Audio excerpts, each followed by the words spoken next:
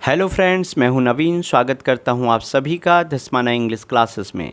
दोस्तों, अक्सर मैंने देखा है कुछ स्टूडेंट्स अच्छी इंग्लिश बोल लेते हैं, उन्हें ग्रामर का भी अच्छा नॉलेज होता है, लेकिन कुछ ऐसे सेंटेंसेस होते हैं जिनको वो इंग्लिश में ट्रांसलेट नहीं कर पाते हैं, जबकि इस तरह के सेंटेंसेस का हमारी डेली लाइफ में यूज होता है। तो आज की इस वीडियो लेक्चर में मैं आपको 50 से भी ज़्यादा ऐसे ही सेंटेंसेस बताऊंगा जिनका हम अपनी डेली लाइफ में यूज करते हैं। तो आप इस वीडियो लेक्चर को शुरू से आखिर तक ज़रूर देखिए।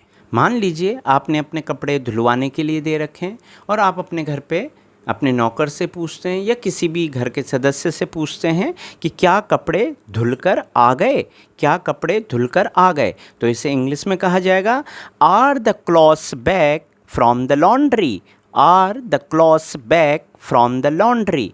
इसी तरह से अगर आपको तड़के के लिए प्याज चाहिए और आपको कहना है कि प्याज काट दो तड़के के लिए, यानी कि उसको आपको बारीक काटना है, तो आप क्या कहेंगे, chop the onion, chop the onion. और अगर आपको प्याज जो है वो सैलेड के लिए काटना है, तो उस स्थिति में आप कहेंगे, slice the onion in round shape, slice the onion in round shape.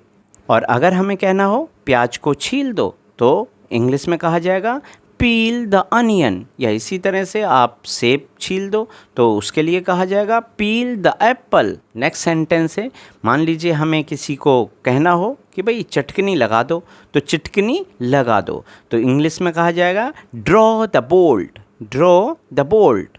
या हम कहें कि पर्दा लगा दो, तो पर्दा लगा दो की इंग्लिश होगी, draw the curtain, draw the curtain. इसी तरह से आप जानते ही हैं आजकल कोरोना का दौर चल रहा है और अक्सर इस सेंटेंस को ज़्यादातर हम लोग यूज करते हैं। और सेंटेंस है, एक दूसरे से दूर रहो। अगर हमें कहना है एक दूसरे से दूर रहो, और अगर हम दो व्यक्ति हैं और दो को अगर हम कहते हैं कि एक दूसरे से दूर रहो, तो हम इंग्लिश में कहेंगे, stay away from each other. ध्यान रखिए, दो व्यक्तियों के लिए ईच अदर का यूज होगा। इसी तरह से अगर दो से ज़्यादा लोग हैं और हमें उन्हें कहना है कि एक दूसरे से दूर रहो, तो इंग्लिश में कहा जाएगा, stay away from one another. याद रखिए, जब दो से ज़्यादा होंगे तो वन अनदर का यूज होगा, और जब दो व्यक्ति होंगे तो ईच अदर का यूज होगा। नेक्स्ट सेंटेंस है, आपने तो कमाल कर दिया। अगर हमें कहना हो आपने तो कमाल कर दिया, तो इंग्लिश में कहा जाएगा,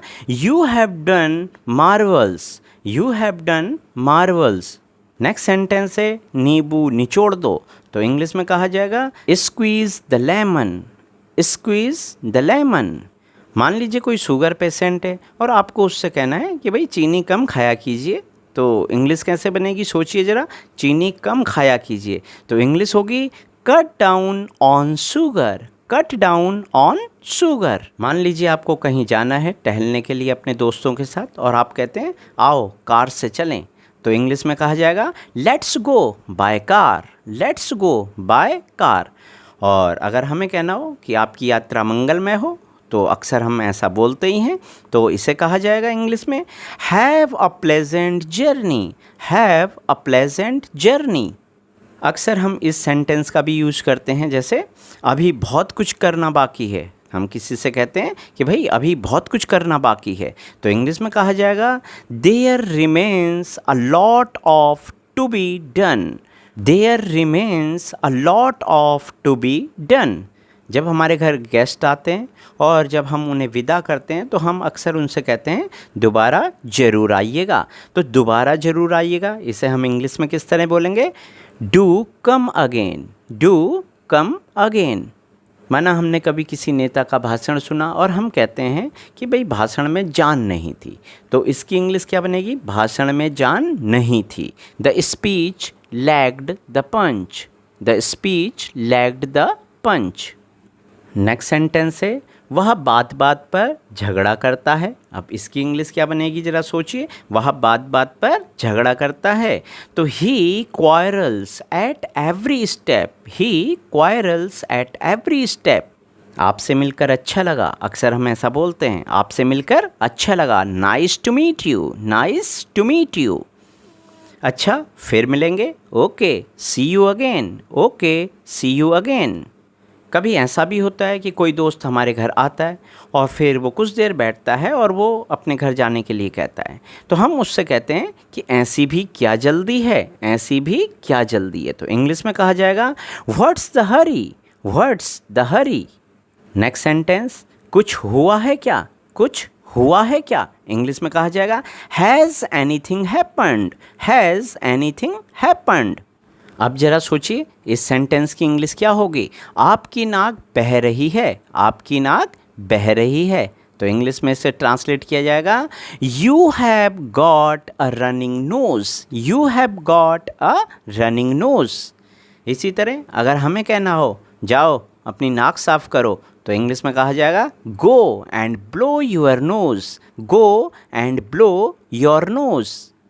आगे से ऐसा मत करना, आगे से ऐसा मत करना। इंग्लिश में कहा जाएगा let this not be happened in future, let this not be happened in future. देखिए दोस्तों, कभी कभी ऐसा होता है कि हमारा पेट साफ़ नहीं होता है और हम डॉक्टर के पास जाते हैं, और अगर हमें डॉक्टर से कहना हो कि मुझे 2 दिन से पोटी नहीं आई है, तो इसे इंग्लिश में कहा जाएगा I have not moved for 2 days, I have not moved for 2 days।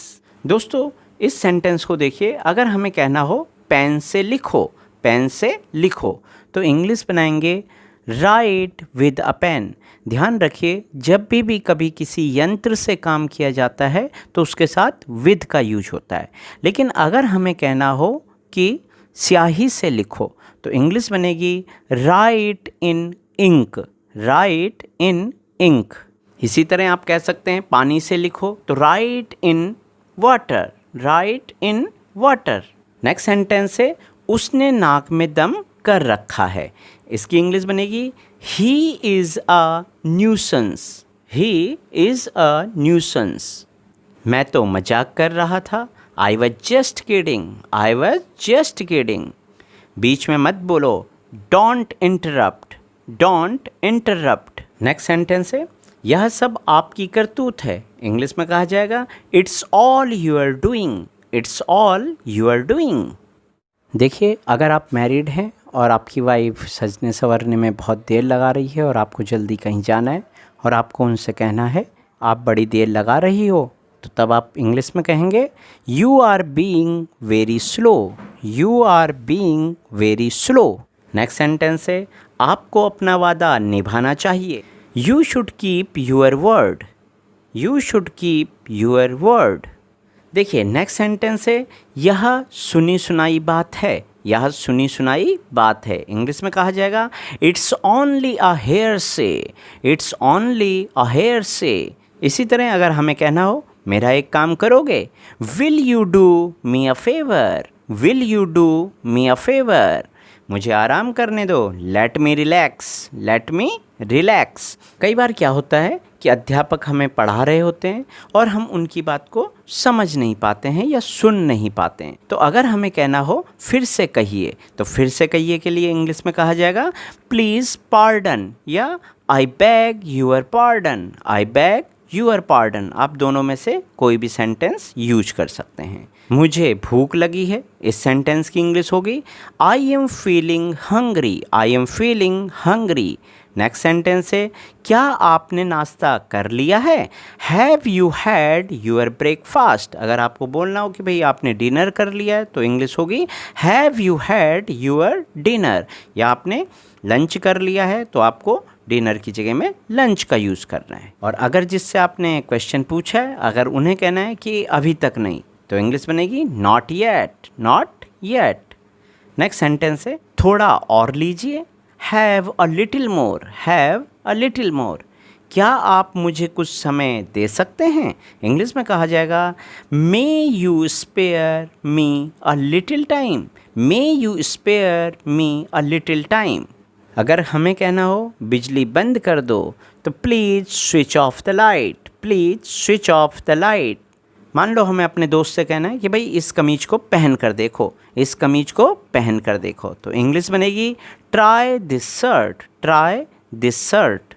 अगर कोई छोटा बच्चा है और हमें कहना है कि बच्चे को सुला दो, बच्चे को सुला दो, इंग्लिश में कहा जाएगा put the child to sleep, put the child to sleep. देर मत कीजिए, डोंट डिले, डोंट डिले। कमीज के बटन बंद करो, तो button up your shirt, button up your shirt. इसी तरह कोट के बटन बंद करो तो बटन अप योर कोट। देखिए दोस्तों, अगर हमें किसी से पूछना है कि यह सड़क कहाँ जाती है, यह सड़क कहाँ जाती है, तो जाने के लिए गो का यूज़ नहीं होगा। देखिए सेंटेंस कैसे बनेगा, where does this road lead to, where does this road lead to. और अगर हमें ये कहना हो यह सड़क नैनीताल जाती है, तो this road leads to Nainital, this road leads to Nainital. देखिए कोरोना काल में आजकल सभी का व्यापार मंदा चल रहा है। अगर हमें कहना है कि आजकल व्यापार मंदा है, तो इंग्लिश में कहा जाएगा there is slump in business these days, there is slump in business these days. अक्सर हम अपने दोस्तों से पूछते हैं आपकी परीक्षा कब है, आपकी परीक्षा कब है।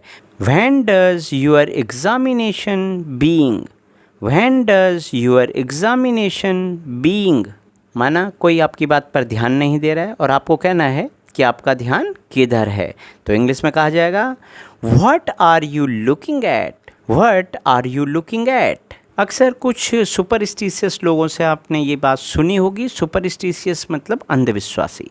तो कुछ अंधविश्वासी लोगों से अक्सर आपने ये बात सुनी होगी कि किसी ने मुझे नज़र लगा दी, किसी ने मुझे नज़र लगा दी। इंग्लिश में कहा जाएगा someone saw me with N evil I, someone saw me with N evil आई। अगर हमें किसी से कहना हो आपकी चाय ठंडी हो रही है, इंग्लिश में कहा जाएगा your T is getting cold, your T is getting cold. Next sentence है मुझे गलत मत समझना, don't get me wrong, don't get me wrong. कभी मान लीजिए हमें हमारा कोई परिचित मिलता है और हमें लगता है कि इनका स्वास्थ्य ठीक नहीं है, तो अगर हमें उन्हें कहना है कि आपका स्वास्थ्य ठीक नहीं है, कृपया किसी डॉक्टर को दिखाइए, तो इंग्लिश में कहा जाएगा your health is down, please consult a doctor, please consult a doctor. और हमारी इस लिस्ट का लास्ट सेंटेंस है आराम हराम है। मैं आपसे भी रिक्वेस्ट करता हूँ कि आप घर पर ज़्यादा से ज़्यादा प्रैक्टिस कीजिए, अपने समय को बर्बाद मत कीजिए, जितना हो सके अपनी वोकैबुलरी को स्ट्रॉन्ग कीजिए और इस तरह के सेंटेंसेस को घर पे बोलने का प्रयास कीजिए। तो देखिए आराम हराम है, इस सेंटेंस की इंग्लिश बनेगी to rest is to rust, to rest is to rust. तो देखिए दोस्तों, आपको ये वीडियो लेक्चर कैसा लगा। अगर आपको वीडियो पसंद आता है तो आप वीडियो को लाइक और शेयर ज़रूर कीजिए।